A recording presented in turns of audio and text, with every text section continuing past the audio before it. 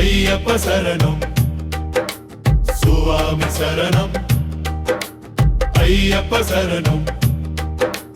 40 நாட்கள் வெறும் சடங்கல்ல மனநாசத்தை கொல்லும் அஸ்திரமடா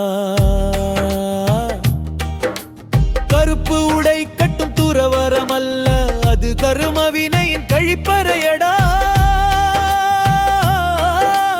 காலணி நீ குனி குளிர்ந்த நீரில் உள் அது காலன் பயந்தே ஓடும் மருந்து அறிவுக்கு சொல்வோம் நாம் சுவாமி சரணம் அட ஆசை பேய்க்கோ அடைக்கும் கதவு